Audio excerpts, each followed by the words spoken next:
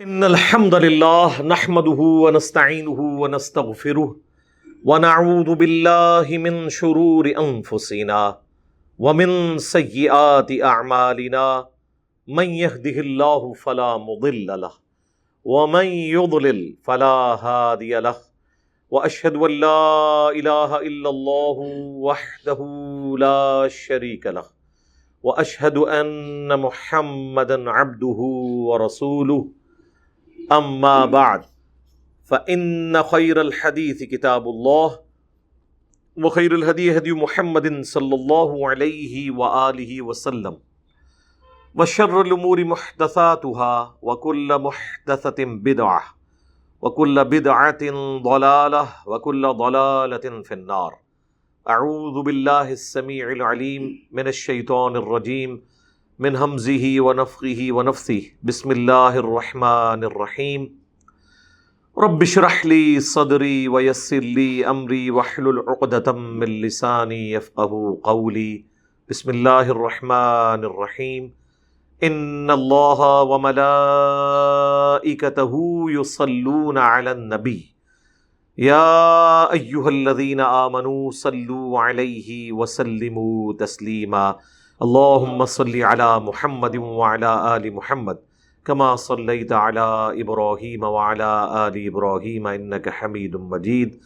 اللهم بارك على محمد وعلى آل محمد كما باركت على إبراهيم وعلى آل إبراهيم إنك حميد مجيد. اللهم ربنا آتنا في الدنيا حسنة وفي الآخرة حسنة وقنا عذاب النار. ربنا آتنا من لدنك رحمة وهيئ لنا من أمرنا رشدا. لا إله إلا أنت سبحانك إني كنت من الظالمين. حسبنا الله ونعم الوكيل.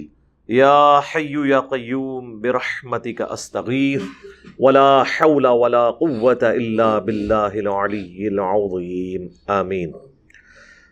الحمدللہ آج 20 مارچ 2022 کو سنڈے کے دن قرآن کلاس نمبر 114 میں ہم سورۃ الاعراف شروع کرنے جا رہے ہیں.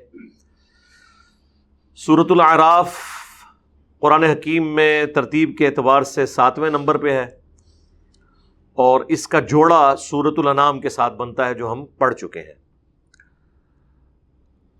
دونوں صورتیں مل کے ایک مقصد کو کمپلیٹ کرتی ہیں. اللہ کی توحید بیان ہوئی ہے. سورۃ الانعام کا جو مرکزی ٹاپک ہے وہ التذکیر بآلاء اللہ ہے. اللہ کی قدرت کی بڑی بڑی نشانیوں کے ساتھ آخرت کا ڈر سنانا، یہ اس کا مرکزی ٹاپک تھا. اور اس کا مرکزی ٹاپک ہے التذکیر بایام اللہ. اللہ کے فیصلوں کے جو بڑے بڑے دن ہیں جن میں قوموں کو تباہی کا سامنا کرنا پڑا، وقت کے پیغمبر ان کے ساتھیوں کو اللہ تعالیٰ نے بچا لیا. انباء الرسل بھی ہم کہتے ہیں، انبیاء اکرام سے متعلق جتنی خبریں ہیں وہ انشاءاللہ تفصیل کے ساتھ آئیں گی اس کے اندر. یہ جو کیٹیگریز ہیں شاہ ولی اللہ دہلوی نے جو الفوز الکبیر فی اصول التفسیر کے اندر بیان کی ہیں، ان کا تعارف میں نے سورۃ الانعام کے سٹارٹ میں کروا دیا تھا. آج میں اس تفصیل میں نہیں جاؤں گا. بہرحال قرآن حکیم میں یہ دو صورتیں ٹاپ آف دا لسٹ انبیاء اکرام کے حالات اور واقعات کے اوپر ہیں. ایک سورۃ الاعراف اور ایک سورہ ہود تفصیل کے ساتھ. اور اس میں ٹاپ آف دا لسٹ 6 جو پیغمبر ہیں ان کو اللہ تعالیٰ نے یعنی سمجھ لیں کہ تفصیل کے ساتھ ان کے حالات بیان کیے ہیں جن سے عرب کے لوگ واقف بھی تھے. ابراہیم علیہ السلام تو خیر ٹاپ آف لسٹ ہے. 3 پری ابراہیمک ہیں اور 3 جو ہیں پوسٹ ابراہیمک. ابراہیم علیہ السلام سے پہلے 3 جو ٹاپ آف دا لسٹ پیغمبر، نوح علیہ السلام، ان کے بعد ہود علیہ السلام اور ان کے بعد صالح علیہ السلام. حضرت ابراہیم علیہ السلام درمیان میں، اور پھر ان کے بعد تفصیل سے جن پیغمبروں کا ذکر ہے وہ حضرت شعیب علیہ السلام، حضرت موسیٰ علیہ السلام اور ساتھ ان کے ہارون علیہ السلام اور لوط علیہ السلام جو کہ حضرت ابراہیم علیہ السلام کے رشتہ دار بھی تھے.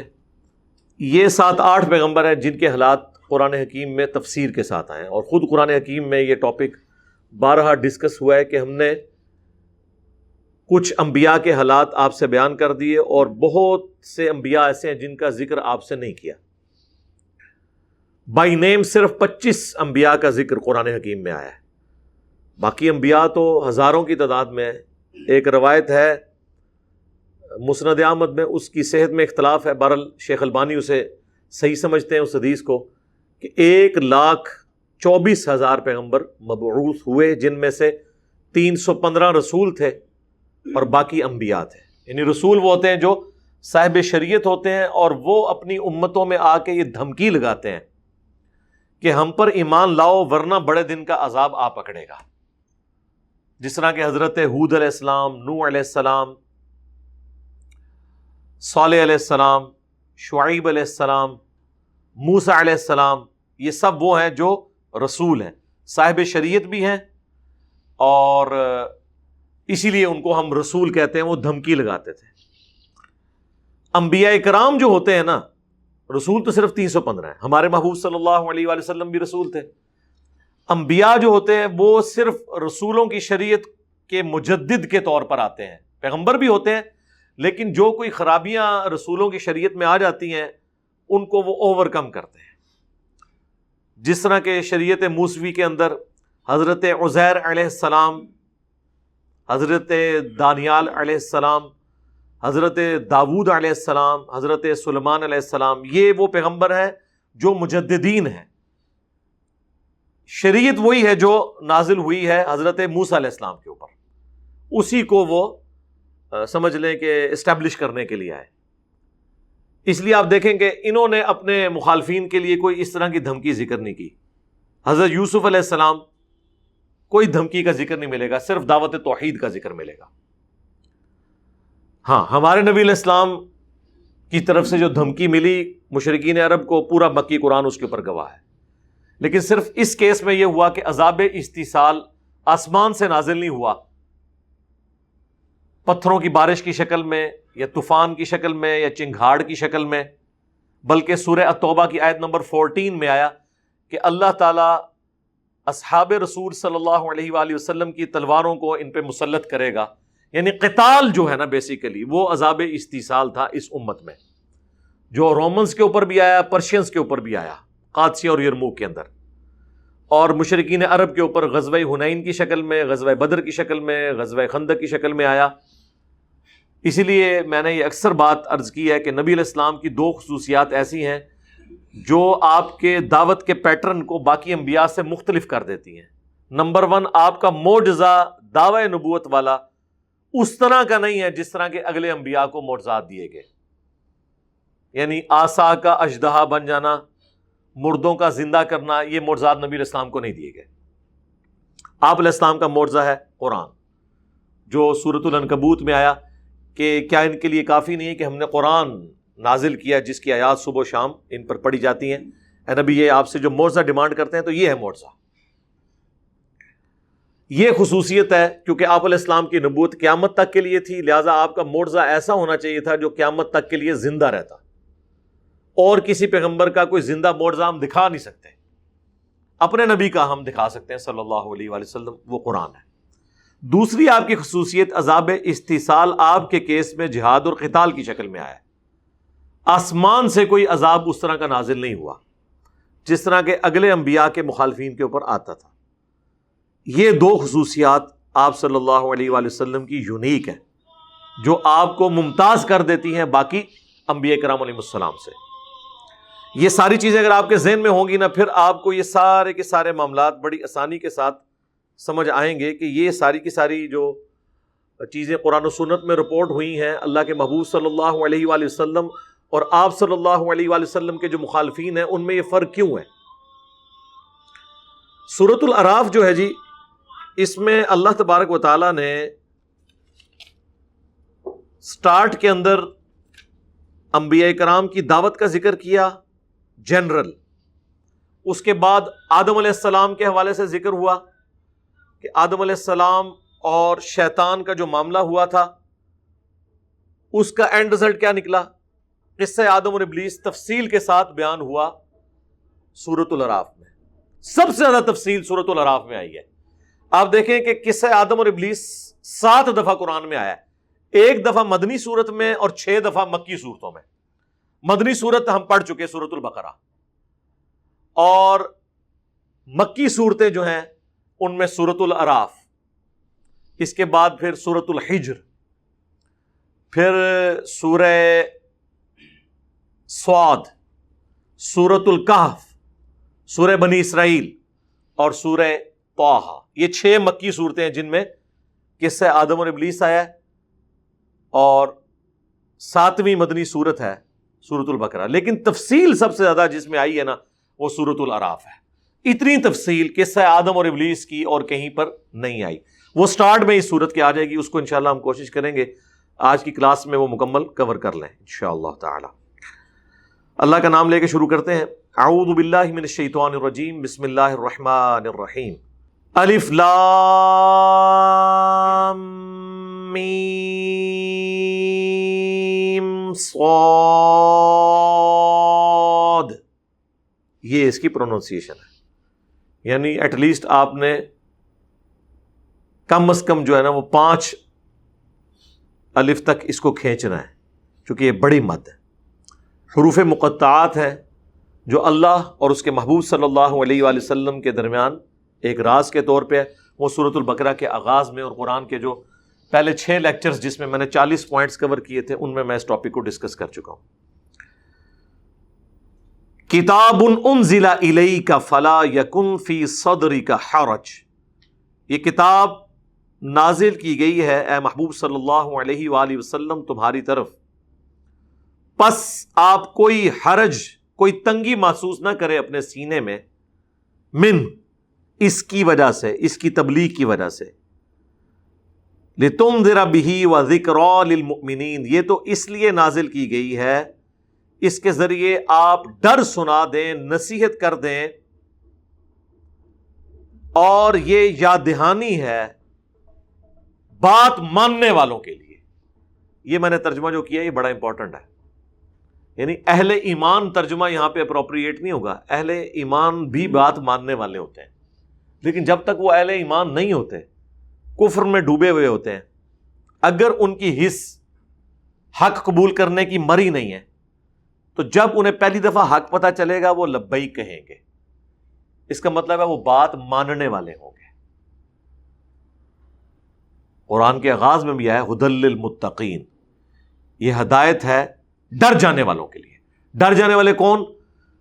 جو اس غم میں مبتلا ہو جائیں کہ جس اللہ نے ہماری مرضی کے بغیر ہمیں پیدا کیا ہے وہ ہم سے کچھ بھی کرنے پر قادر ہے، اور اگر ہم نے اس کی بات نہ مانی تو اس کے عذاب سے ہمیں کوئی چھڑا نہیں سکتا۔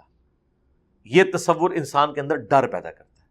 ویسے آپ یہ آیات دیکھیں، صوفیاء پڑھیں گے ھدی للمتقین کے، جی پرہیزگاروں کے لیے ہدایت ہے، اور پرہیزگار ہمارے یہ بزرگ ہیں، آ کے ان کو چندہ دیں، مرید ہو جائیں، آپ کو جنت میں لے جائیں گے۔ ڈائریکٹ آپ قرآن نہیں سمجھتے، کیونکہ قرآن میں تو آیا یہ پرہیزگاروں کے لیے۔ اچھا، تو ہدایت کی زیادہ ضرورت پرہیزگاروں کو ہے یا ان لوگوں کو زیادہ ضرورت ہے جو گمراہی میں ڈوبے ہوئے ہیں؟ جو گمراہی میں ڈوبے ہوئے ہیں۔ تو قرآن میں تو دوسری جگہ آیا ہے شہر رمضان الذی انزل فیہ القرآن، رمضان کا مہینہ ہے وہ جس میں قرآن نازل ہوا، ھدی للناس، پوری انسانیت کے لیے ہدایت ہے، وبینات من الہدی، اور اس میں ہدایت کے روشن دلائل ہیں، والفرقان، اور یہ حق اور باطل میں تمیز کرنے والی کتاب ہے۔ وہاں آیا ھدی للناس، تو متقین یا یہاں پر آیا مؤمنین، یہ وہ لوگ ہیں جو واقعی ڈر جائیں اس بات کے تصور سے کہ ہماری مرضی کے بغیر جس نے ہمیں پیدا کیا ہے، جس گاڈ کی ول کی وجہ سے ہم پیدا ہوئے ہیں، اگر ہم نے اس کی بات نہ مانی تو ہمارے ساتھ کچھ بھی کر سکتا ہے، تو وہ پھر حق بات کو قبول کر لیں گے۔ یہ بیسیکلی نبی علیہ السلام کو یہ تسلی دی گئی ہے کہ آپ نے اس کی وجہ سے تنگی محسوس نہیں کرنی۔ ظاہر ہے کہ اب پس منظر میں 13 سالہ مکی دور ہے، نبی علیہ السلام کی محنت ہے، اس کے باوجود بمشکل 125 بندے مسلمان ہوئے ہیں۔ ایک شریف آدمی کے دل میں تو بار بار یہ خیال آتا ہے نا کہ کہیں میری بات پہنچانے میں کوئی کمی تو نہیں رہ گئی کہ لوگوں نے بات قبول نہیں کی۔ تو نبی علیہ السلام کو بار بار مکی صورتوں میں یہ تسلی ملے گی کہ آپ کا کام صرف پہنچانا ہے، آپ سے ہم نہیں پوچھیں گے کہ لوگوں نے حق کیوں نہیں قبول کیا۔ اس کا کلائمیکس تو سورۃ البقرہ میں آیا کہ اے نبی ہم آپ سے اہل جہنم کے بارے میں بھی نہیں پوچھیں گے کہ لوگ آپ کی دعوت قبول نہیں کر رہے، اس کے سبب جہنم میں چلے گئے، تو اس میں آپ کا کوئی قصور نہیں ہے۔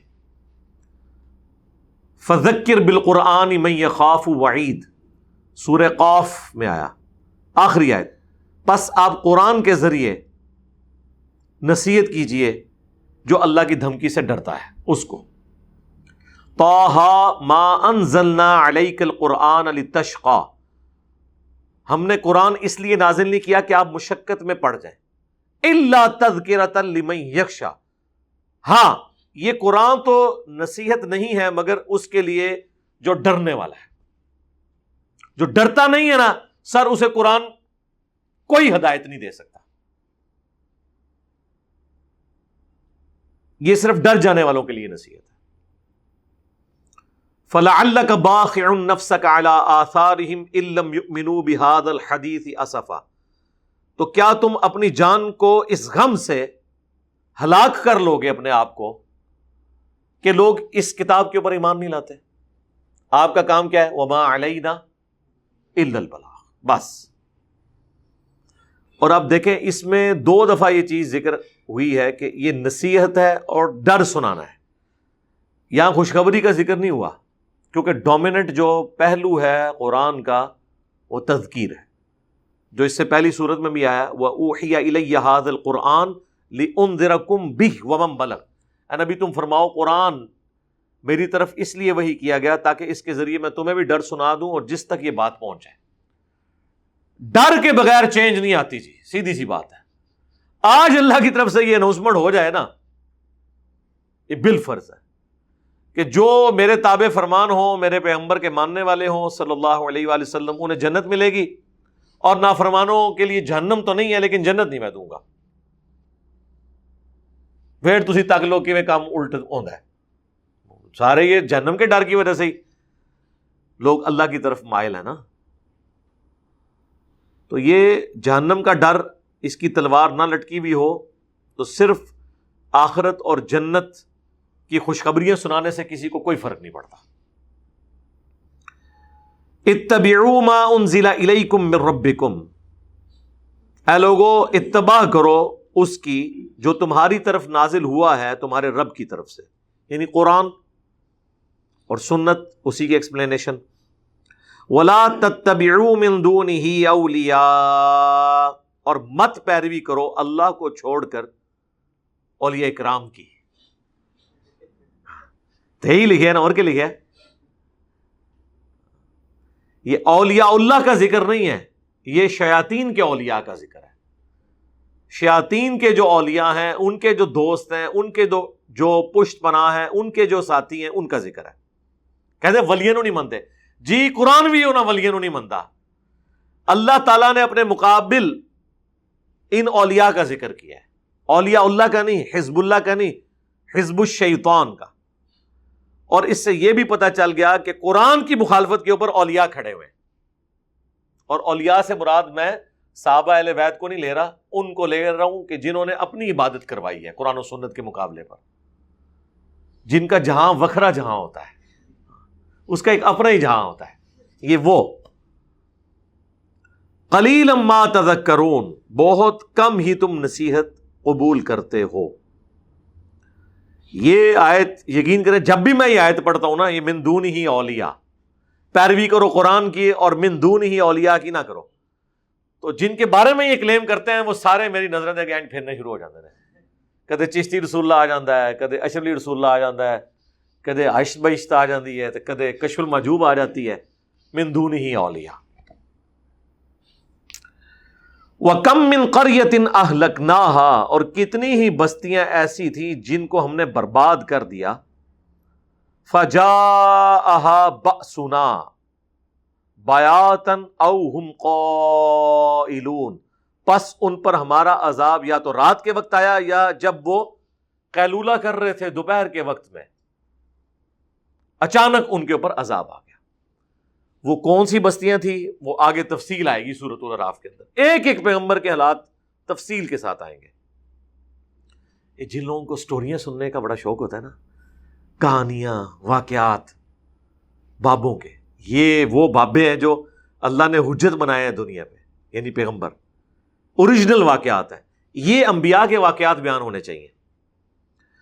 فما کان دعواہم اذ جاءہم بأسنا، تو ان کی کوئی چیخ و پکار نہیں ہوتی تھی جب ان پر عذاب آ جاتا تھا، سوائے اس کے الا ان قالوا انا كنا ظالمین، وہ کہتے تھے بے شک ہم ہی ظالم تھے۔ لیکن جب اس طرح عذاب آ جائے پھر تو ساروں نے مان لینا ہے۔ وہ تو فرعون نے بھی ڈوبتے ڈوبتے کہہ دیا تھا نا کہ میں رب موسیٰ اور ہارون کے اوپر ایمان لے آیا، میں بنی اسرائیل کے رب کے اوپر ایمان لے آیا، تو اللہ نے اس پہ کتنے سخت ورڈک دی تھی، الآن، اب ایمان لے کے آیا جب موت سامنے نظر آئی ہے، اب کوئی فائدہ نہیں۔ جو جامعہ ترمذی میں حدیث ہے، موت کے غرغرے سے پہلے پہلے توبہ قبول ہے، اس کے بعد نہیں ہے۔ اب بڑی اہم آیت آ رہی ہے سورۃ الاعراف کی آیت نمبر 6۔ یہ تو متقاضی ہے کہ پورا گھنٹہ گفتگو کی جائے، لیکن اس کے اوپر الگ سے میری کئی ایک ویڈیوز ریکارڈ ہیں۔ کیا انبیاء اکرام کا بھی قیامت کے دن حساب ہوگا؟ ایک بھائی نے ڈرتے سوال بھیجا تھا ہمیں چٹ کے اوپر کہ ہمارا تو حساب و کتاب ہونا ہے، کیا نبیوں سے بھی اللہ تعالیٰ پوچھے گا؟ تو سر اللہ تو اللہ ہے، باقی تو سب مخلوقات ہیں۔ تو اس میں آپ دیکھیں، یہ وہ آیت پھر میں نے اس کے ثبوت میں پیش کی تھی۔ ویسے تو کئی ایک آیات ہیں، سورۃ المائدہ کا آخری رکوع پورا ہی عیسیٰ ابن مریم کی اور اللہ کی گفتگو ہے توحید کے حوالے سے، لیکن یہ سمجھ لیں جڑ جو ہے نا اس عقیدے کی قرآن میں اس آیت کے اندر ہے، فَلَنَسْأَلَنَّ الَّذِينَ أُرْسِلَ إِلَيْهِمْ، سو ہم ضرور پوچھیں گے ان سے جو بھیجے گئے تھے، جن کی طرف، یعنی جو امتیں تھیں ان سے ہم پوچھیں گے، وَلَنَسْأَلَنَّ الْمُرْسَلِينَ، اور ہم ضرور پوچھیں گے رسولوں کو بھی، یعنی امتوں کی بھی جواب دہی ہوگی کہ تم نے پیغمبروں کی دعوت پہ لبیک کہا یا نہیں کہا، اور پیغمبروں سے بھی اللہ پوچھے گا کہ تم نے ہمارا پیغام پہنچایا یا نہیں پہنچایا، یعنی دونوں کا حساب ہوگا، صرف امتیوں کا نہیں ہونا، پیغمبروں کا بھی۔ حالانکہ اللہ کو تو پتہ ہے کہ پیغمبروں نے پہنچا دیا، امتوں نے قبول نہیں کیا سوائے چند ایک لوگوں کے، لیکن پھر بھی حساب و کتاب تو ہونا ہے۔ اور بلکہ انبیاء کرام نے پھر امتوں کے حق میں یا ان کے خلاف گواہی دینی ہے۔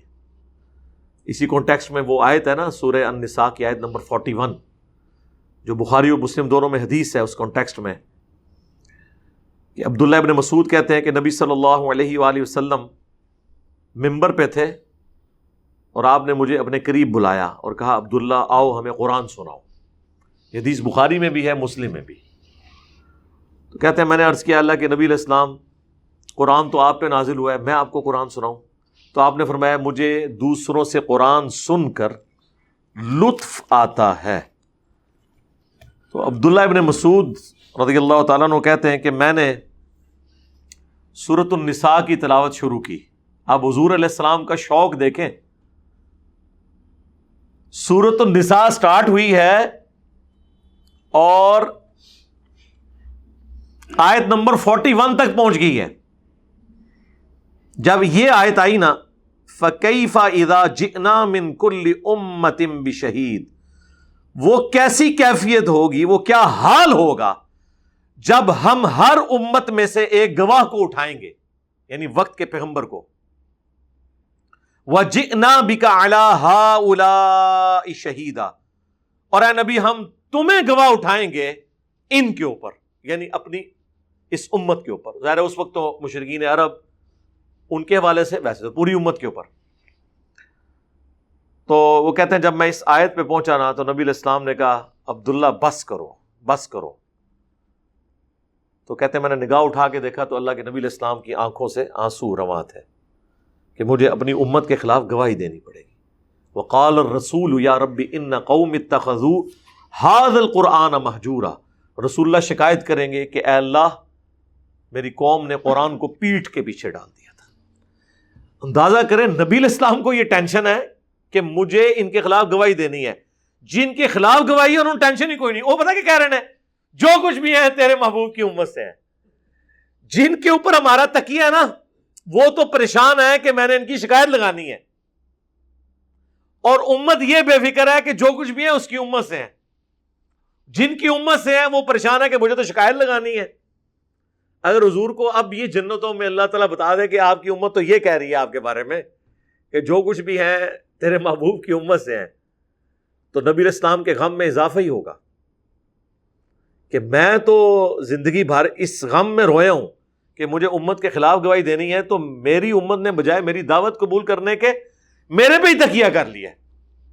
جو بخاری مسلم دونوں میں حدیث ہے نا, نبی علیہ السلام نے زکوٰۃ کے کانٹیکسٹ میں فرمایا کہ دیکھنا ایسا نہ ہو کہ قیامت والے دن کسی کی گردن پہ اس کا اونٹ سوار ہو جس کی اس نے زکوٰۃ دنیا میں نہیں دی تھی,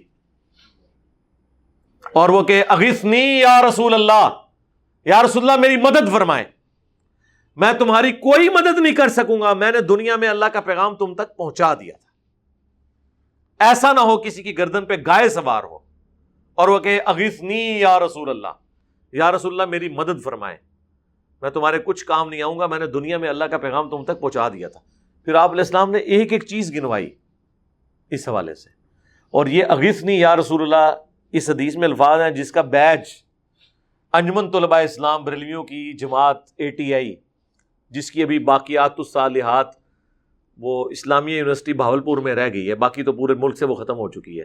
ہم بھی بچپن میں لگایا کرتے تھے اغثنی یا رسول اللہ, یا رسول اللہ میری مدد فرمائے. یہ پوری حدیث ہے کہ جدو اسی کہیں گے نا تو اللہ نبی کہیں گے میں نے تیرے کوئی کام نہیں آنا, میں نے دنیا پیغام پہنچا دیا تھا. یعنی آپ دیکھیں بات جدھر یہ موجود ہے کچھ اور اس میں لکھا ہوا ہے, انہوں نے کچھ اور نکال لیا.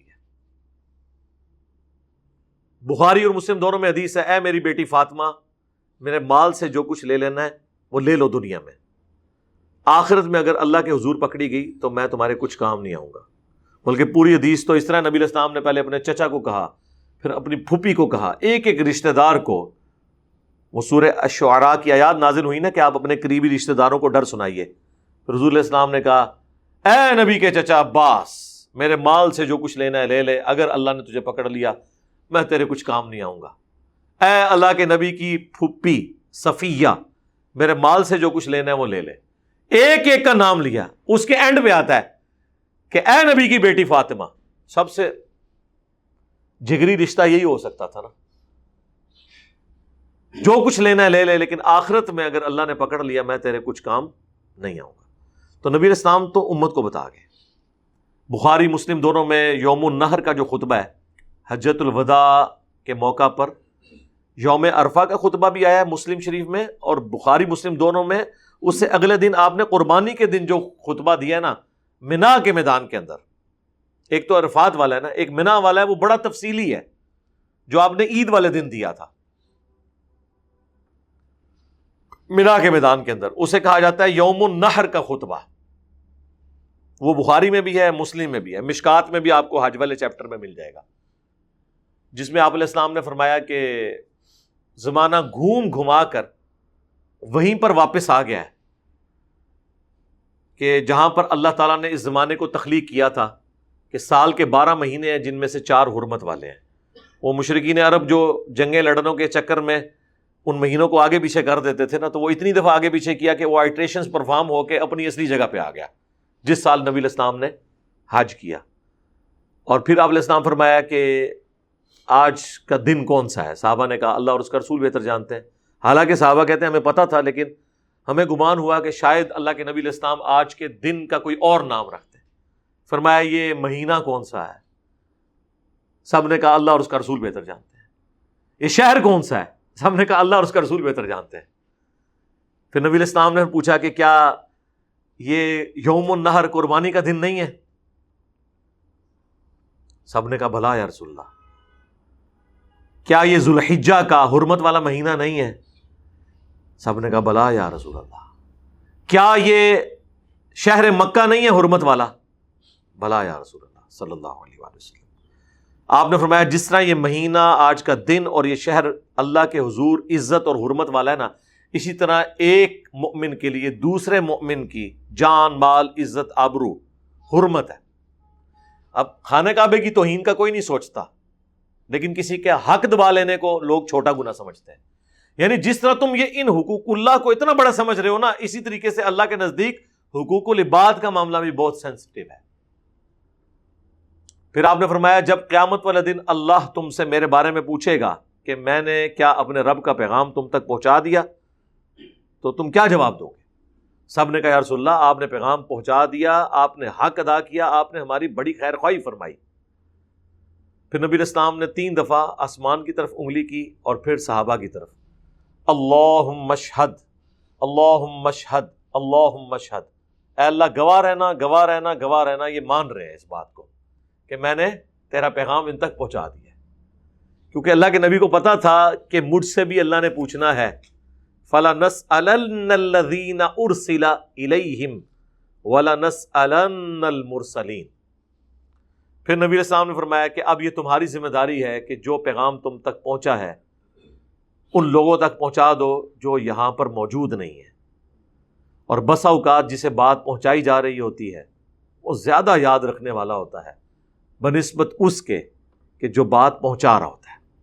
اور یہ بات پھر صحیح ثابت ہوئی، جن لوگوں تک دین اسلام کی دعوت پہنچی انہوں نے زیادہ شد و مت کے ساتھ اسے قبول کیا۔ آج بھی آپ دیکھ لیں دنیا میں 80% مسلمان جو ہے نا وہ نان عرب ہے، عرب تو 20% ہے جن کی زبان میں نازل ہوا تھا۔ اس وقت بھی آلموسٹ 1.5 کروڑ عربی ایسے ہیں جن کی زبان بائی برتھ عربک ہے، لیکن وہ کرسچن ہے، نہیں ہدایت ملی، آج تک نہیں ملی بھی، ان کی زبان کے اندر ہے۔ اجمیوں کو اللہ نے ہدایت دے دی۔ حدیث کی ساری کتابیں آپ کو جو جتنی مین سٹریم کی ہیں یہ سب نان عربک لوگ ہیں۔ امام بخاری جو ہے وہ رشیا کے رہنے والے تھے، امام مسلم ایران کے رہنے والے، آج بھی نیشا پور جگہ ہے، امام ترمذی ابو داؤد افغانستان سے۔ اندازہ کریں آپ، یہ سب لوگ یعنی نان عربک ہیں اور اللہ نے ان کے ذریعے کام لیا ہے، تو یہ بات پوری ہوئی ہے۔ تو نبی صلی اللہ علیہ وآلہ وسلم نے یہ بات منوا لی۔ اس کانٹیکسٹ میں ایک اور حدیث بھی ہے صحیح بخاری میں کہ قیامت والے دن نوح علیہ السلام کی قوم یہ کہے گی کہ ہمارے پیغمبر نے ہم تک توحید کی بات پہنچائی نہیں ہے، وہ انکار کر دے گی۔ عذاب دیکھ کے یہ حالت ہوگی کہ وہ کہیں گے چلو یہ بھی ایک بہانہ کر کے دیکھ لیں، ٹھیک ہے۔ لیکن پھر بخاری کے الفاظ ہیں کہ نبی صلی اللہ علیہ وآلہ وسلم کہتے ہیں کہ حضرت نوح علیہ السلام کے حق میں میری امت گواہی دے گی کہ نوح علیہ السلام نے پیغام پہنچا دیا تھا، کیونکہ قرآن میں تو حضرت نوح علیہ السلام کا ذکر کتنے شد و مد کے ساتھ ہے۔ سورۃ الاعراف میں بھی پہلی جو تفصیل ہے وہ حضرت نوح علیہ السلام کی آئے گی کہ انہوں نے کتنی محنت کے ساتھ، پھر سورہ نوح میں تو کیا سوز و گداز ہے۔ تو امت محمدیہ یہ گواہی دے گی کہ نوح علیہ السلام نے پیغام پہنچا دیا تھا، اس لیے یہ امت بھی گواہ ہے، حاضر و ناظر نہیں، سرکار گواہ ہے۔ اور وہ گواہی کس بنیاد پہ دے گی؟ قرآن کی وجہ سے۔ اس امت نے تو نہیں دیکھا ہوا نوح علیہ السلام کو، نہ انہیں دعوت و تبلیغ دیتے ہوئے، ٹھیک ہے، قرآن کی بنیاد پہ گواہی دے گی یہ امت۔ سورۃ البقرہ کی آیت نمبر 142 اور 143 کے کانٹیکسٹ میں یہ حدیث صحیح بخاری کے اندر موجود ہے۔ تو انبیاء کرام کا بھی حساب ہونا ہے اور ان کے ماننے والوں کا بھی ہونا ہے۔ فَلَنَقُصَّنَّ عَلَيْهِمْ بِعِلْمٍ، اور پھر ہم ضرور بیان کر دیں گے ان کے سارے حالات دنیا کے، جو کچھ انہوں نے کیا تھا نا، حق قبول کیا یا انکار کیا، اپنے علم کے ذریعے۔ وَمَا كُنَّا غَائِبِينَ، اور ہم دنیا میں کوئی غائب تو نہیں تھے، ہم بے خبر تو نہیں تھے۔ یعنی یہاں پہ اللہ تعالیٰ نے یہ عقیدہ بھی دے دیا ہے کہ یہ فرشتے جو حساب کتاب لکھ رہے ہیں، اللہ تعالیٰ کسی حساب و کتاب کا کوئی پابند نہیں ہے، کیونکہ اللہ کہتا ہے میں غائب تو نہیں تھا، میرے سامنے سب کچھ ہوا ہے۔ ہم اپنے علم کے ذریعے خود بتا دیں گے کہ کس نے کیا کیا۔ اور یہ سب سے خطرناک معاملہ ہے۔ کوئی شخص فرشتوں کو بھی دھوکہ دے لے، اللہ کو دھوکہ نہیں دے سکتا۔ فرشتے ہمارے دل کا حال نہیں جانتے، الا یہ کہ اللہ کبھی مطلع کر دے۔ اسی لیے وہ مسلم شریف میں آتا ہے نا کہ قیامت والے دن ایک سخی کو، ایک شہید کو اور ایک غنی یعنی ایک شخص قرآن کے عالم کو بلایا جائے گا. اب اس سے بڑی کوئی نیکی ہی نہیں ہو سکتی کہ قرآن سیکھنے اور سکھانے والا، اللہ کی راہ میں جان دینے والا اور اللہ کی راہ میں مال خرچ کرنے والا. ایک ایک کو اللہ تعالیٰ نیکیاں گنوائے گا جو اللہ تعالیٰ نے ان کے ساتھ نعمتیں دی تھی، اس کے اگینسٹ پوچھے گا تم نے کیا نیکیاں کی. اس کے اگینسٹ شہید کہے گا یا اللہ جان دے دی، اس سے بڑی کوئی چیز ہو سکتی تھی؟ اللہ فرمائے گا جان اس لیے دی کہ لوگ تجھے بہادر کہیں اور دنیا میں تیری تعریف ہو گئی، اب میرے ہاں تیرے لیے کچھ نہیں، اوندھا منہ کر کے جہنم میں. سخی کہے گا میں نے کوئی موقع نہیں جانے دیا، جہاں جہاں تو نے حکم دیا میں نے خرچ کیا. اللہ فرمائے گا اس لیے خرچ کیا کہ لوگ تیری تعریف کریں اور دنیا میں تجھے اجر مل چکا ہے، یہی تیرا اجر تھا. اوندھا منہ کر کے جہنم میں. قرآن کا قاری کہے گا، یعنی آپ کے رحمہ اللہ مدّا ذلہ دامت برکاتہم عالیہ شیخ القرآن، ٹھیک ہے، استاذ العلماء، یا اللہ ہم نے تو قرآن سیکھا اور سکھایا. اللہ فرمائے گا اس لیے تاکہ لوگ تمہیں بڑا علامہ کہیں، تمہاری تعریف کریں، اور دنیا میں ہو چکی، اب میرے پاس تمہارے لیے کوئی اجر نہیں. اس حدیث پہ آپ غور کریں کہ فرشتوں نے انہیں قاری بھی لکھا ہوا ہے، شہید بھی لکھا ہوا ہے اور سخی بھی لکھا ہے، لیکن اللہ نے اپنے علم کے ذریعے ان کے اعمال کو 0 سے ملٹیپلائی کر دیا. یہ وہ چیز ہے، یعنی اللہ اور جو بندے کا معاملہ ہے نا، یہ بڑا یونیک ہے. اللہ تبارک و تعالی چاہے تو کسی کو پکڑ لے کسی معاملے میں اور کسی کو اس نے نیت کی وجہ سے چھوڑ دے، یہ اس نے فیصلہ کرنا ہے. تو اللہ تعالیٰ ہمارا ہم ضرور بیان کر دیں گے اپنے علم کی بنیاد پہ، اور ہم کوئی غائب تو نہیں تھے. مجھے ڈاکٹر سرار صاحب کا جملہ یاد آ گیا کہ ہم اپنی داڑھیوں اور پگڑیوں سے پبلک کو تو دھوکہ دے سکتے ہیں، اللہ کو دھوکہ نہیں دے سکتے. صحیح مسلم میں حدیث ہے، اللہ تعالیٰ تمہاری شکلوں اور مال کو نہیں دیکھتا، دلوں اور اعمال کو دیکھتا ہے. اللہ تبارک و تعالیٰ اپنے معاملات کے اندر یقین کرے. یہ اللہ اور ہے، کتابوں کا خدا اور ہے، بابوں کا خدا اور. والوزن یومئذ الحق، اور اعمال کا تولا جانا اس دن یہ شدنی بات ہے، حق بات ہے، یہ ہو کر رہنا ہے. فمن ثقلت موازینہ، پس جن کے اعمال اس دن بھاری ہوئے، فاولئک هم المفلحون، تو وہ لوگ ہوں گے اس دن کامیاب. اللہم اجعلنا منہم مع النبیین والصدیقین والشہداء والصالحین، آمین. ومن خفت موازینہ، اور جن کے ترازو ہلکے ہوئے اس دن، فاولئک الذین خسروا انفسہم، تو یہی وہ لوگ ہیں جنہوں نے نقصان پہنچا لیا اپنے آپ کو خود. بما کانوا بآیاتنا یظلمون، بسبب اس کے کہ وہ ہماری آیات کے ساتھ بے انصافی کرتے تھے، ظلم کرتے تھے.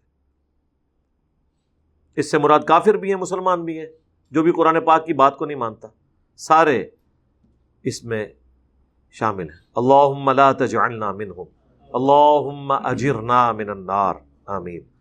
اچھا، یہاں پہ بڑی ایک اہم چیز ہے. دنیا میں جو ترازو ہے نا جی، 2 طرح کے ہیں.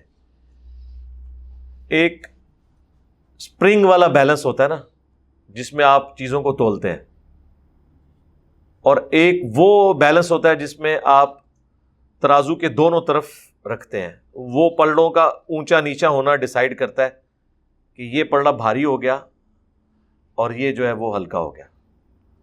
اور ایک وہ ہوتا ہے بیلنس جس میں آپ ایبسولوٹلی اسی کو چیک کرتے ہیں. اب یہ دونوں طرف بات جا سکتی ہے کہ ایک طرف نیکیاں رکھی جائیں، ایک طرف گناہ، نیکیوں کا پلڑا بھاری ہو جائے. یہاں پہ اس والے ترازو کا ذکر نہیں ہے. یہاں پر ایبسولوٹلی اللہ نے کہا کہ نیکیاں تولی جائیں گی، جن کی بھاری نکل آئیں وہ جنتی ہوں گے. پھر گناہ تولے جائیں گے، جس کے ہلکے والا معاملہ ہو گیا، یعنی وہ والا ترازو میں، یعنی کوئی اللہ نے لمٹ مقرر کی ہے کہ اس سے زیادہ ویٹ ہوا اگر گناہوں کا تو پہلے عذاب بھگتے گا تا وقت ہے کہ اس ڈیٹم لیول پہ آ جائے. اس طریقے سے یہ وہ ڈیٹم لیول ہے جس سے زیادہ نیکیاں ہوئیں تو اسے جنت کا حکم سنا دیا جائے گا. یہ اب اللہ کو پتہ ہے. باقی یہ بات کلیئر ہوگی کہ نیکیاں گنی نہیں جائیں گی، تولی جائیں گی. یہ قرآن کا فلسفہ ہے کہ نیکیاں گنی نہیں جائیں گی، تولی جائیں گی. کسی شخص کی ایک نیکی دوسرے کے لاکھوں نیکیوں کے اوپر بھاری ہو سکتی ہے، ڈپینڈنگ اپون کہ اللہ تعالیٰ نے اسے سرکمسٹانسز کیسے دیے تھے. جو میں اکثر کہتا ہوں کہ ایک شخص جون جولائی کی گرمی میں سڑک کے کنارے کھدائی کا کام کر رہا ہے، پسینے میں شرابور ہے، اور وہیں پر وہ ایک کونے میں وضو کر کے اپنا پرنا ڈال کے نماز پڑھ لیتا ہے، جماعت کا اہتمام نہیں کر سکتا اس تکلیف کی وجہ سے کہ اسے مسجد میں جانے میں مسئلہ ہے، ٹھیکیدار ہلنے نہیں دے رہا. اس کی نماز ظہر پڑھنا اور ایک ملٹی نیشنل میں جاب کرنے والا بندہ جو اے سی والے کمرے میں بیٹھا ہے پورا دن اور اٹیچ بات ہے اس کے ساتھ، ادھر جا کے وضو کر کے اسی اے سی والے کمرے میں اکیلے ہی مصلی ڈال کے نماز پڑھتا ہے، اور وہ یہ سمجھتا ہے کہ میری نماز اور اس مزدور کی نماز برابر ہوگی. نہ پاسبل ہی نہیں. نیکیاں تولی جائیں گی، گنی نہیں جائیں گی. ورنہ تو جو لوگ مکے میں ہیں وہ کہیں جی ہم تو 5 نمازیں حرم میں پڑھتے ہیں تو ہمیں تو اتنی نیکیاں مل گئیں، اور جو بیچارہ ادھر غریب ہے اس کا تو کوئی قصور نہیں، اللہ نے اسے حالات و واقعات ایسے دیے. تو ملٹی نیشنل والے کو تو اللہ پوچھ سکتا ہے کہ بھئی تو نے کیوں نہیں جماعت سے نماز پڑھی، تیری تو مسجد بھی ایئر کنڈیشن تھی، اتنی سستی تیری کہ تو نے ادھر ہی مصلی ڈال لیا. اس کا تو سمجھ آتا ہے اس کو حالات و واقعات ویسے نہیں دیے گئے تھے. وَلَقَدْ مَكَّنَّاكُمْ فِي الْأَرْضِ، اور یقیناً ہم نے ہی تمہیں اس زمین میں آباد کیا ہے. وَجَعَلْنَا لَكُمْ فِيهَا مَعَائِشَ، اور ہم نے ہی یہاں زندہ رہنے کے اسباب، یہی وہ معیشت، اکانومی مقرر کر دی ہے. قَلِيلًا مَا تَشْكُرُونَ، لیکن بہت ہی کم تم شکر ادا کرتے ہو. اس آیت میں اللہ تبارک و تعالیٰ نے یہ چیز کلیئر کر دی ہے کہ جتنے لوگوں کو اس نے اس دنیا میں آباد کرنا تھا سب کے لیے پوٹینشلی اللہ تعالیٰ نے رزق اس دنیا میں رکھ دیا ہے. سارے ریسورسز موجود ہیں. ہاں ایکسپلور وقت کے ساتھ ہو رہے ہیں. دیکھیں 8 سے 300 سال پہلے تک تو کسی کو نہیں پتا تھا کہ زمین میں فیول کی شکل میں بلیک گولڈ موجود ہے. آج پوری دنیا کی اکانومی اس کے اوپر چل رہی ہے. نبی الاسلام کے مبارک زمانے میں تو وہ زیتون کا، سرسوں کا، وہی پکانے والا تیل ہے، وہی دیوں میں استعمال ہوتا تھا. مٹی کا تیل نہیں ہوتا تھا، پیٹرول نہیں ہوتا تھا. یہ تو ایک بہت بڑے ولی اللہ تھے. ہاں نہیں ولی اللہ نہیں، سر ایڈون کرنل تھے، ایڈون، امریکن کرسچن، ماشاءاللہ ایک مٹھ داڑھی ان کی. جا کے آپ دیکھ لیں پنسلوینیا میں انہوں نے وہ پہلی دفعہ تیل کا کنواں، وہ بھی اللہ نے حادثاتی طور پہ وہ ظاہر کر دیا. ورنہ آپ کو پتا تیل جو ہے نا یہ 1 کلومیٹر سے نیچے ہی ہوتا ہے، لیکن پانی تو کے لیے تو آپ 500 فٹ یا 1000 فٹ تک چلے جائیں گے.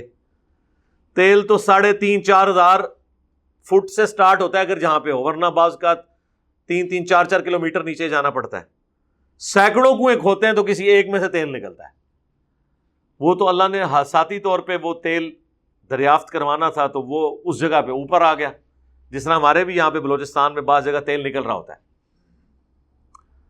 باقی وہ پھر اللہ تعالیٰ نے اتنا بڑا ایک سورس رکھ دیا ہے، آج دنیا اس کے اوپر ڈپینڈنٹ ہے. اس سے بھی بڑا سورس سولر انرجی ہے، نہ ختم ہونے والی. یہ 2 طرح کی انرجیز ہوتی ہیں، ایک رینیویبل، ایک نان رینیویبل. نان رینیویبل وہ ہیں کہ جو آپ استعمال کر لیں گے تو ختم ہو جائیں گی.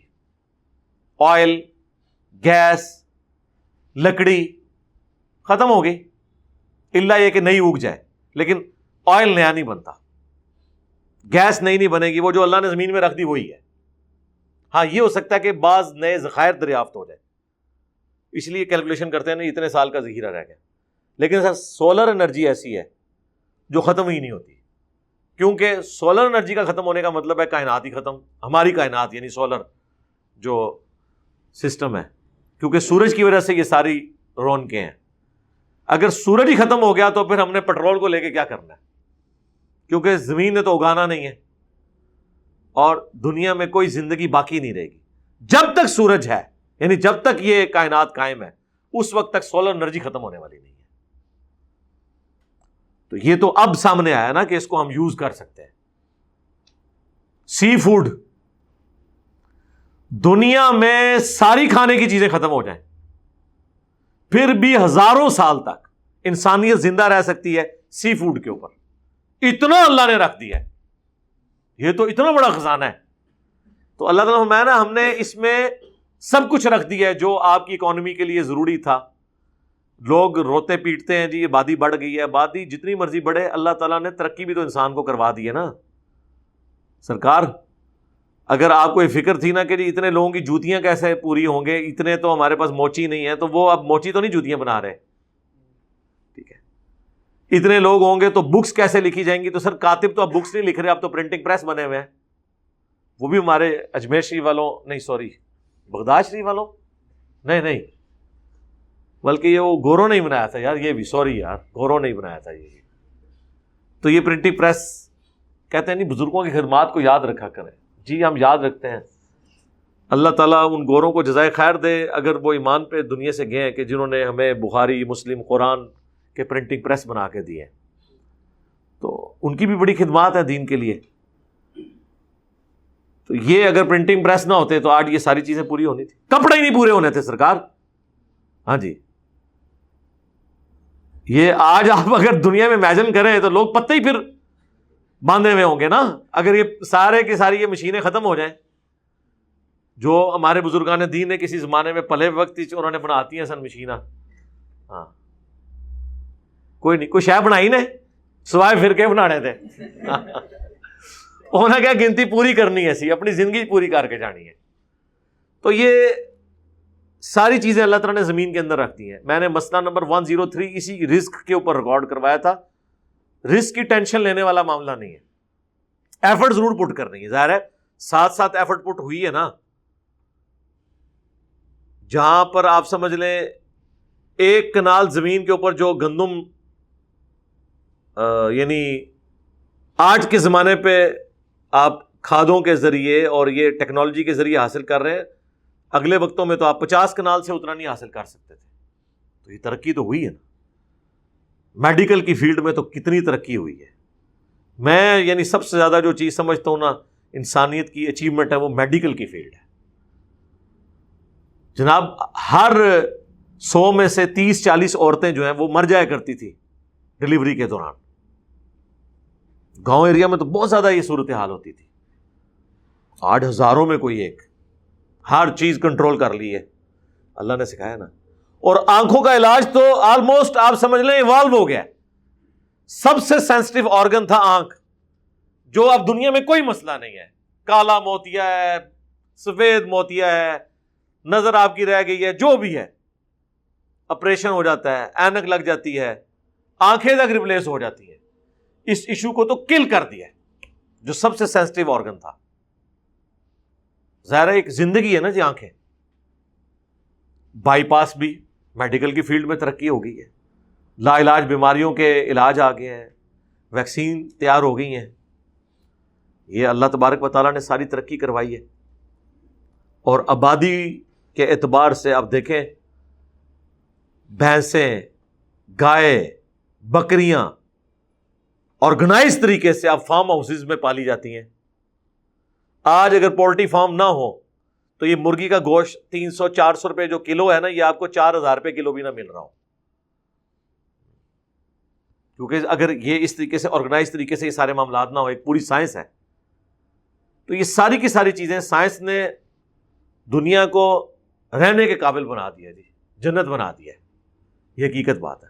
اور میرے خیال ہے جنت کی اللہ تعالیٰ نے ایک جھلک دنیا میں کروا دی ہے اس دور کے اندر. اگلے لوگوں کی تو زندگی کتنی مشکل تھی، ان کی ٹوٹل زندگی اس سے ہوتی تھی کہ سال کے دانے پورے ہو جائیں. ذرا سورہ یوسف تو پڑھے، پوری زندگی کس کے گرد گھوم رہی ہے؟ دانے پورے کرنے کے اوپر. قید پڑ گیا ہے، فصلیں نہیں اگائیں گی، جاؤ دوسرے ملک میں سے اتنی گندم لے آؤ کہ سال گزر جائے. کوئی انٹرنیٹ نہیں سرکار ضرورت، کوئی گاڑیاں ضرورت نہیں ہے، کوئی ون سمنے کپڑے ضرورت نہیں ہے. بس 2 وقت کی روٹی پوری ہو جائے، سکون سے بس زندگی گزرے. لیکن آج آپ دیکھیں روٹی تو شاہی کوئی نہیں. کہتے ہیں روٹی تو چھڑ دیو، اگے دی گل کرو. ہاں جی، روٹی نہ بھی ملے انٹرنیٹ ڈسکنیکٹ نہیں ہونا چاہیے. ٹھیک ہے. ایون اب تو یہ میں کہتا تھا نا, بجلی سب سے بڑی ضرورت ہے کسی زمانے میں. یعنی انسان کی بنائی ہوئی چیزوں میں سب سے امپورٹنٹ چیز جو ہے نا ڈسکوریز میں, وہ الیکٹریسٹی ہے. اگر آپ کہنا کہ کوئی ایک چیز ایسی بتائیں جو انسان نے ڈسکور کی ہو اور آج وہ نیچر بن چکی ہو ہماری, تو وہ بجلی ہے. اس کے بغیر گزارا ہی نہیں ہے, کیونکہ دنیا کا سارا کاروبار اس کے اوپر چل رہا ہے, بجلی کے اوپر. لیکن یہ بجلی کے برابر اگر کوئی چیز آگے کھڑی ہو گئی ہے نا تو وہ انٹرنیٹ ہے, اگرچہ وہ بھی بجلی کے اوپر ہی چل رہا ہے. لیکن آج کل کے بچے کہتے ہیں جی پنکھا بند کر دیں جی جناب, اے نہ نیٹ آف ہو جائے, یو پی ایس تے ہوتے ہی رکھو اس نو جناب ڈیوائس نو. کہتے پکے دی خیر ہے گزارا کر لیں گے, نیٹ نہ بند ہوئے. دیکھیں نا آپ نے, اس سے اندازہ کریں کہ نیٹ جو ہے وہ اس آسائش کو بھی پیچھے چھوڑ گیا. ابھی تو پتہ نہیں کیا کیا اور چیزیں آنی ہیں ایسی جس کی وجہ سے بوچھال آ جائے. یہ سب کی سب وہ چیزیں ہیں جو اللہ تعالیٰ نے انسان کو اتنی ترقی کروائی ہے کہ وہ ساری چیزیں اب پوری ہو رہی ہیں. جو آبادی بڑھتی جا رہی ہے, ریسورسز بھی اویلیبل ہو رہے ہیں. باقی آپ کو جو مہنگائی اور کس پرسی کی زندگی اپنے مسلمان ملکوں میں, پاکستان میں یا تھرڈ ورلڈ کنٹریز میں نظر آتی ہیں, یہ قیامت کی نشانیاں, یہ صرف ادھر ہی قیامت آئی ہوئی ہے. ہاں جی, یورپ امریکہ میں تو قیامت کے بعد جنت بھی مل چکی ہوئی ہے. ہاں, اتنے کوئی قیامت نشانی پوری نہیں ہو رہی. یہ ہمارے اپنے کرتوت ہیں, انہوں نے چیزوں کو مینج کر لیا نا سرکار, انہوں نے مینج نہیں کیا, اپنی کمزوریوں کو قیامت کی نشانیاں کہہ دیتے ہیں. اسی دنیا میں وہ لوگ ہیں. یورپ دیکھیں, مطلب ان کے پاس اس طرح کی زرخیز زمین موجود ہے جو ہمارے پاس ہے, موسم بھی نہیں ہے, لیکن ان کو آپ دیکھیں ان کی اکانومی کدھر ہے, اور جو زمین اگاتی ہے ان ملکوں کی اکانومی کدھر ہے. دنیا میں جس طرح آج جاپان کی, جرمنی کی مثالیں دی جاتی ہیں نا اکانومی میں, سب کانٹیننٹ دنیا میں ٹاپ پہ ہوتا تھا آج سے 200-300 سال پہلے. اسی لیے تو گورے یہاں پہ آئے تھے, کیونکہ زمین اگاتی تھی, سارے ریسورسز یہاں پہ تھے. یہ تو جب ٹیکنالوجی آئی ہے نا اور انڈسٹری کے اوپر چیزیں شفٹ ہوئی ہیں, پھر آپ دیکھ لیں سرکار, آپ مربوں میں پیدا ہونے والی گندم بیچے نا تو ایک آئی فون اتنا سا ملتا ہے. ہاں, اور آئی فون مٹیریل کتنا جا لگیا ہوا ہے, ٹیکنالوجی کا کھا رہے ہیں وہ. تو آڑا پورا پاکستان مل کے بھی گندم اگائے نا, پھر بھی چند ایک آئی فون خریدے جان گے ادھر, اور وہ دیکھیں ادھر بیٹھے ہوئے, اور وہ آپ کو ایک آئی فون دے کے اپنے پورے سال کی گندم خرید سکتا ہے ایک گھر. یہ فرق ہے, ٹیکنالوجی نے ان ساری چیزوں کو پیچھے چھوڑ دیا. اور شرم کا مقام, میں تو حیران ہوں, پاکستان جو ہے رشیا سے گندم امپورٹ کر رہا ہے. واہ واہ واہ واہ. ٹھیک ہے, اتنی برف پوے جتھے, ٹھیک ہے جی, اتنی سردی ہوئے, ٹھیک ہے, وہ بجائے وہ بےچارے ادھر جنگ لڑنے آئے تھے افغانستان کی کہ ہم گرم پانیوں تک پہنچے, کیونکہ ان کے سمندر جو ہیں وہ برفیلے ہیں, ان میں جہاز نہیں چلتے, اس کی وجہ سے وہ تجارت نہیں کر سکتے. ٹھیک ہے, اور جن کے پاس گرم سمندر اویلیبل تھے ان کے پاس وہ ریسورسز انہوں نے اپنے نہیں صحیح یوز کیے. اب تو یہ حیران کن بات ہے کہ وہ لوگ گندم ہمیں دے رہے ہیں کہ لو سر اے لو کھاؤ. ٹھیک ہے, مجھے تو لگتا ہے at the end of the day ہم لوگ شاید یوزر ہی رہ جائیں. اس وقت پریکٹیکلی ہر چیز میں ہم یوزر ہی ہیں, بنانا کچھ نہیں ہے. جو چیزیں ہم بناتے بھی تھے نا, چائنا جو ہے نا وہ جناب آدھی قیمت پہ, کیا وہ تو 10ویں حصے میں آپ کو دے رہا ہے. یہ بال پوائنٹ کوئی بنا کے بتا دے جناب, 10 روپے کا بال پوائنٹ ہے, لائٹر بھی اس کے اندر لگایا ہوا ہے, ٹارچ بھی لاتی نے. تو سارے بزرگوں کو قیامت تک ٹائم جائے ایک بال پوائنٹ اس طرح سے بنا دو. ایک ادھر جو 10 روپے 20 روپے کا بک رہا ہے بال پوائنٹ, آپ اندازہ کریں کدھر سے چلا ہے, وہ کسٹم لگا ہے اس کے اوپر, آنے کا کرایہ ہے, ادھر تو 1 روپے کا بھی نہیں پھر بنا ہوگا. وہاں میس پروڈکشن ہوتی ہے, وہاں بھائی کروڑوں میں چیزیں بنتی ہیں, این کروڑ بنا دو. تو پریکٹیکلی تو احسان ہے. سرکار جو بوٹ آپ لوگ 8 سے 10 سال پہلے یا 20 سال پہلے چلے جائیں، 1000 اس وقت بڑی رقم تھی، وہ لیتے تھے. وہ آج کے دور میں تو اس کی قیمت جو ہے وہ 15-20 ہزار ہونی چاہیے نا. وہ آج کے دور میں آپ کو 1000 روپے میں، 800 میں، 500 میں. چائنا کی آئی میں، چائنا نہ ہوتا تو ہم نے تو ذلیل ہی ہونا تھا. ہر چیز ہی سستی کر دی انہوں نے. یہ جب آئے تھے آپ کے یہ ایئر کنڈیشن جو سپلٹ یونٹ ہے، شروع میں کتنے مہنگے تھے. آپ دیکھیں رول رہے ہیں یہ تو پاکستان کی وجہ سے، برکت کی وجہ سے یہاں پہ مہنگے ہو گئے نا. ادروائز یہ آپ اس کی کیلکولیشن کریں اس حساب سے تو کدھر سے کدھر بات پہنچ چکی ہے. 1996 میں آج سے آلموسٹ آپ سمجھ رہے 30 سال پہلے ہی کہہ لیں، یہ 25 سال پہلے، دن کے وقت پنڈی سے جیلم کی اگر آپ کال ملائیں نا ٹیلی فون کی، اس زمانے میں 40 روپے 50 روپے منٹ تھی، 1 منٹ. 8 ہزار سمجھ لو 50,000 روپیہ ہو گیا، اور آج جناب 1 روپے پہ آ گئی ہے. اس کے ساتھ اس زمانے میں آپ کمپیئر کریں تو وہ ہم رات کو پھر وہ کیا 6:30 کے بعد آدھی ہوتی تھی، پھر رات کو 10:30 کے بعد 1/4. اس ٹائم جناب وسیع جناب 12 روپے دی کال کرتے تھا 1 منٹ، وہ بھی سٹاپ واچ لا کے کہ 1 منٹ بات کرنی ہے. 12 روپے دینے ہیں اس زمانے میں، جب انجینئر کی تنخواہ بھی جو ہے نا 1000 روپے ہوتی تھی، جس کی اچھی تنخواہ ہوتی تھی. 12 روپے منٹ. آج دیکھ لو، یہ سب کچھ اللہ تعالیٰ نے اس کو آسان کیا ہے. باقی جو آپ کو قیامت کی نشانیاں پاکستان میں پوری ہوتی نظر آئی ہیں، یہ پاکستان میں ہی ہے، یا تھرڈ ورلڈ کنٹریز کا ایشو ہے، باہر کے ملکوں کے مسئلے نہیں ہیں. تو بات اس سے شروع ہوئی تھی، وَلَقَدْ مَكَّنَّاكُمْ فِي الْأَرْضِ، اور یقیناً ہم نے آباد کیا تمہیں اس زمین میں، وَجَعَلْنَا لَكُمْ، اور بنا دیا تمہارے لیے، فِيهَا مَعَائِشْ، زندہ رہنے کے اسباب، معیشت، اکانومی. قَلِيلًا مَا تَشْكُرُونَ، لیکن بہت کم ہی تم شکر ادا کرتے ہو. اللہم اعنا علی ذکرک وشکرک وحسن عبادتک، سبحان اللہ وبحمدہ، سبحان اللہ العظیم. اللہ تعالیٰ سے دعا ہے جو حق بات میں نے کہی اللہ تعالیٰ ہمارے دلوں میں راسخ فرمائے. اگر جذبات میں میرے منہ سے کوئی غلط بات نکل گئی تو اللہ تعالیٰ ہمارے دلوں سے دھو ڈالے، ہمیں معاف بھی فرما دے، ہمیں کتاب و سنت کی تعلیمات پر عمل کر کے دوسرے بھائیوں تک پہنچانے کی توفیق عطا فرمائے. سبحانک اللہم وبحمدک، اشہد ان لا الہ الا انت، استغفرک واتوب الیک، وما علینا الا البلاغ المبین. جزاکم اللہ خیرا.